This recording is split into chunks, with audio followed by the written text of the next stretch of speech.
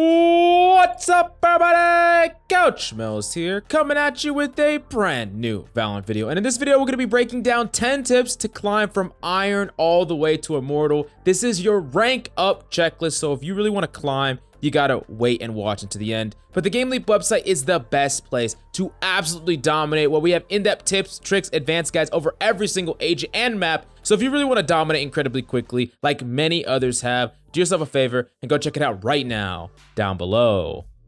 Now these tips are going to start off relatively simple, but they're going to get far more advanced as we work our way up, so you're going to want to stay tuned till then. Now first off, it's the most important tip to climb out of the lower ranks: a proper setup. Someone messaged me and said he was stuck Iron 1 for the longest time, and the very first question I asked, what's your computer, what's your mouse, and how many frames do you get? He told me 30 frames, and he sent me this picture. Look at that mouse pad. I told him that this is the worst thing I've ever seen in my life. But seriously, while you don't necessarily have to have like giant amounts of frames and a crazy fast computer to still succeed in Valorant, there are certain things that you just cannot forgo. For one, a non-gaming mouse that literally was probably found at the bargain bin, and a mouse pad that came from 1997. This is gonna stunt your growth, make you incredibly frustrated, and it's something that needs to be addressed, and it can be done for a very cheap price. So I would highly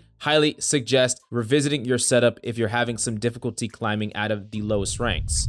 Now, the next thing that's incredibly important to learn, and I think the sooner you learn it, the better for your development, is all about information control. If you're going to make a sound, make it deliberately. This means reloading. This means tapping the spike. This means running. Whatever the case may be, you need to have pure control of your sound. Now, one of the reasons that you might not have perfect sound control is you don't properly get punished for it at your rank. Imagine an enemy is pushed up on your site, but they're making no noise, and the enemy starts to plant the other site. You quickly whip out your knife and start running away, only to get shot as you're running and trying to rotate. It is important to not assume that enemies are not in areas that you don't have confirmation, and it's also important that you could have avoided that confrontation altogether if you simply isolated your noise, waited until you were in a safe area, and then you could make a beeline after the fact. As a general rule of thumb, you want to maintain silence unless time is of the essence or enemies already know where you are.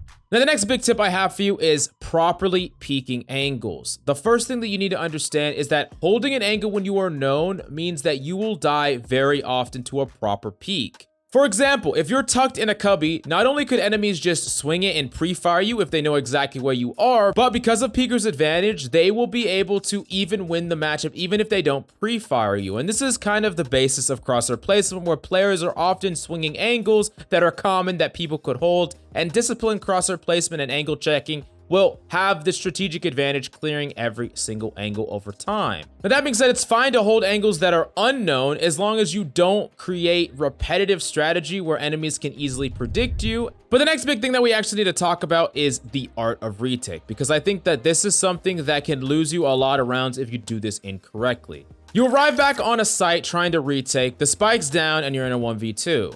What do? How do you play it from here, and what are the steps you take? Well, there's a lot of things that you need to run down before you figure out exactly how to make the enemies act in a way that gives you the best chance of clutching. The first thing is prior information. Where were enemies last seen, and can that allow you to deduce where they probably are? Oftentimes, if enemies play post-plant perfectly, you're not gonna have 100% chance to win the matchup or even clutch the round. However, one, they don't always play things perfectly, and two, if you have information about them, it's a lot easier to take an educated guess or a smarter gamble. The next thing that you need to be thinking about is ultimates. For instance, understanding that the enemy has their ultimate allows you to play fundamentally different and make an even better educated guess of where they would be. You're approaching B side on bind in a 1v1 up against a Brimstone with ult. You suspect that he is long because he was last seen garden. You tap the spike and walk knife out, pushing that area. The second he activates the ult, you pop out and you kill him at the back of long. This is an example of an educated guess that can be used to your favor, allowing you to clutch up a retake. Now, the next thing that you need to understand is the difference between a tap, a half, and a stick. So typically, if the enemy is further away and you have some amount of confirmation that they won't be able to peek you instantly, a half stick is pretty reasonable. That being said, oftentimes, if you want to force a matchup, tapping the spike and trying to challenge the angle in which an enemy is can be a good way to either 1, force them to peek the spike because you could be sticking, or 2, they'll peek another angle and potentially give you a chance to get some more of that information without them killing you. Now, of course, I gotta talk about utility use because utility use is one of the ways to put pressure on the enemy, forcing them to challenge said spike and potentially give their information or position away. For instance, if you smoke off the spike and try to start defusing, the enemy might panic and start spraying it, giving away exactly where they are and giving you an opportunity to potentially challenge them. They hope that they're properly spraying, but they have no perfect confirmation if you got off or on, and it is incredibly frustrating from a defender's perspective to fully spray where you think the spike is, only for the enemy to have stuck the whole thing. This added pressure can create situations where the enemy give away their position and allow you a chance to clutch up that retake. Now, of course, just like we talked about in tip 2, one of the most important things is information control. Understand that if you make any noise whatsoever after you tap, enemies know that you are not full sticking and they don't have to reveal themselves. It is incredibly important to be consistent with the information you're giving, when, where, and how. That's the best way to have a good shot at clutching a retake. Now, before we move on to more advanced strategies in the second half of the video, you gotta go check out the GameLeap website for entire advanced guides that only cover the top tips and tricks that are gonna help you easily climb to Diamond, Immortal, and even Radiant. So do yourself a favor and go check it out right now down below. Now, moving on to the 5th tactic that we have for you, and it's countering repeated strategies. So this is something that you can do to completely shut down enemies' offense over and over again, and it's taking note of how they like to execute.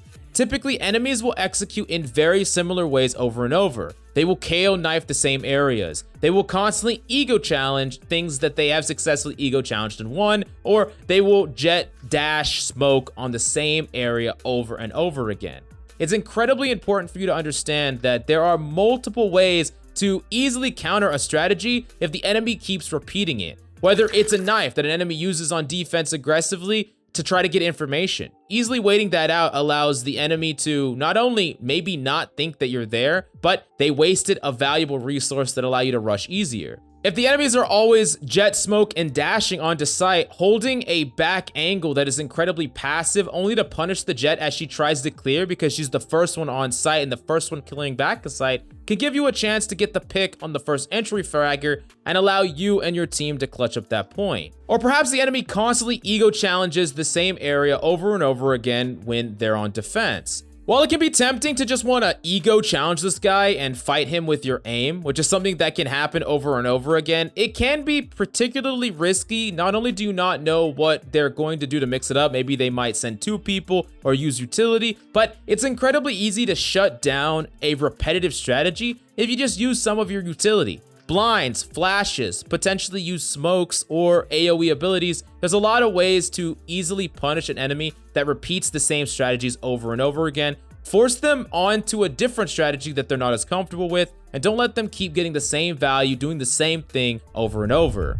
The next thing that we need to talk about is map control, and this is one of the most important things that you need to master as you climb the ranks. Map control allows more information, allows for easier rotation, and having map control allows you to win rounds fundamentally easier, and it can feel pretty claustrophobic, or it feels like you can't do anything up against teams that have good map control. Now, a great example of this is imagine pushing up to a location where you're not trying to challenge the enemy, but you're trying to hear where the enemy is and how they're rotating. This gives you a lot more information to relate to your team, and enemies might not be as conscientious of the sound that they're outputting because they don't think that you're close enough to hear when you're pushed up at an angle that allows you to gather more information. Pushing up to an angle on a point, allowing your team to fake the other section, and listening for the rotation can allow you to tell your allies when the enemies are off or on the site, or when the fake was sold enough to get free site control. Then, if you push up yourself, you can be on the site as your team rotates, potentially being able to cut off the first person because you're mistiming them where they think that your allies couldn't possibly be there. This is just one example of what map control can bring, and there's a lot of different ways to use map control. Another great example of this is imagine the enemy is not consistent with their anti-flank, or they don't have utility for anti-flank. Instead of pushing all the way through the back and trying to challenge an enemy, going for a high risk, high reward, maybe I'll kill them, maybe I won't, you set up in an off angle that cuts off their rotation back to the other side. In doing this, you have effectively cut off all potential rotation, and if an enemy does rotate, you are stuck in an angle that is very difficult for an enemy to justify clearing. They probably won't clear, and at minimum, you're gonna get 1 or 2 kills. Now, this allows your allies to not rotate and push up a lot more aggressively, or potentially just hold the site with complete silence so that if an enemy tries to maybe potentially cut sound and re-hit a site, because you're pushed up, you know that they're not actually going the other direction, and enemies are basically cutting sound, hoping you rotate, re-entering a site that your entire team is stacking. Ultimately, map control is all about information and knowing what areas on the map are occupied or what areas of the map enemies could possibly be. But the next big tip that we actually got to talk about is space creation. Now, space is the areas on the map that you know are occupied, like we talked about. That is a lot of what map control brings, is space. Now, something that can happen incredibly often is someone will completely give up the space that they created for no value.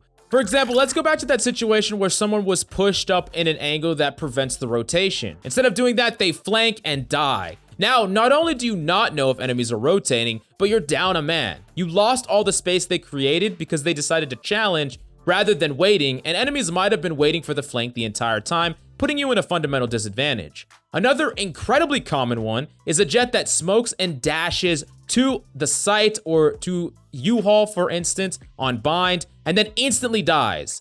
If your allies are not actively pushing on site, you did not create any space for them because now they cannot commit to the site. If they push through, the enemy could be occupying that same angle that you just tried to occupy. Because you died, you can no longer hold it. Now let's imagine instead you're a jet that just dashes to the opening of U-Haul, but you don't actually go in. You wait there for your allies to start pushing through.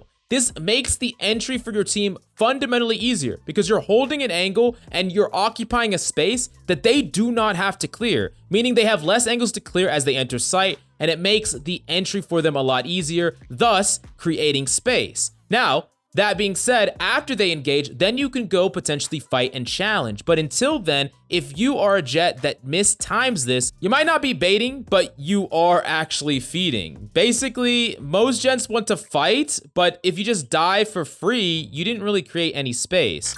Ultimately, the takeaway for you is being alive somewhere can create tons of space and value for your team. A great example of this from a jet's perspective is a jet that will smoke on site or maybe up top on a box somewhere and either dash or dash updraft in the smoke. They will sit in said area while putting extra pressure on the enemy that could be on site because they don't know when the jet will challenge, or if they try to spray the jet through the smoke, they'll give away their position. And the second an enemy tries to fire or make any noise at all, the jet can easily pop out of the smoke and challenge them, potentially getting a free kill. Not only did they create space, but even if they die, they will give away information about exactly where the enemy is. Most of the time, they will not die. And if the enemy chooses to ignore the jet and challenge the other enemies, the jet will be able to easily pick up the refrag or protect. This is one example of what space creation can do when done properly.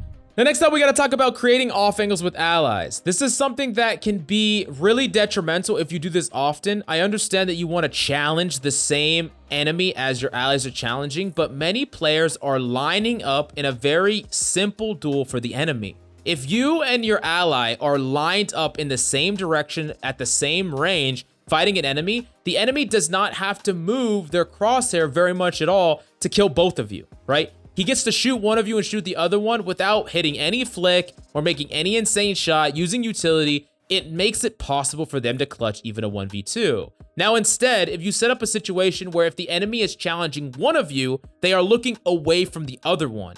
This is incredibly powerful. A great example of this is like Ascent. The door is closed, one of you is holding Gen, and one of you is holding on the right side of Hell if you're looking at Hell. If an enemy drops from Heaven and challenges the person under, the person from Gen can swing. If they challenge the person on Gen, the person from Hell can swing. It is incredibly efficient, and that's one example. Of course, you would have to position differently on Gen depending on where the enemy is coming from, where they're challenging from. But ultimately, what you need to be trying to do when you position in any situation, whether you're trying to clear an area or hold a space, think about how an enemy has to kill both of you. What do they have to do, and how can you make that more difficult for them to accomplish? And you're gonna win a lot more gunfights and a lot more rounds without actually having to out-aim the enemy. The next tip that we have for you is about the momentum in Valorant. The lower in rank you go, the more likely a early lead is going to turn into a game won. And it has to do often with, I believe, people just giving up and not fully believing that you could turn a Valorant game. But honestly, if we look at pro play or just any rank, you can turn a game no matter how far the deficit is. It is incredibly swingy. Valorant is very momentum based. And I think that players give up far too easily when they see that scoreboard. Another thing that happens incredibly often is players will start burning and wasting economy when it doesn't make sense because they are trying to just, make up their KD or maybe clutch around all by themselves to the point where your buys get completely screwed. You are causing a lot of the buy economy problems, and it basically not only doesn't turn the momentum of the game, but ensures the enemy's momentum even further, giving them free round after free round. Now, the last tip that I have for you, and this one is the most important for climbing all the way up every single rank. This is very, very important, and it's about effective communication and positive mentality. It's better to not say anything at all than to get mad. If it's not constructive, don't say it. Focus on strats, talk, IGL, or calm, simple things. Here's ultimately the thing that you need to understand. If you play 10 games a day and you have a 60% win rate, right? But all of a sudden, because you're slightly toxic, passive aggressive, or triggered, one single person basically throws the game, plays way worse than they would have, or, just gets mad at you and they just don't want to try that hard. You all of a sudden change that 60% win rate that you would have had to a 50% win rate. And now you're hard stuck. You're not moving anywhere, all because of the one decision that you made. And it's incredibly important to understand that not only is it just not in your best interest to just be negative and passive aggressive all the time, but you're actually shooting yourself in the foot. You're just going to lose more. But I really want to hear your #1 tip for climbing. Is there anything that you want to share with the GameLeap community that can easily help them climb? What is your #1 tip to help them dominate? Definitely let us know down below. And while you're there, the GameLeap website is the best place to dominate and climb to any rank. We've had GameLeap subscribers climb to Diamond, Immortal, and Radiant. So do yourself a favor and get yourself a GameLeap sub right now down below.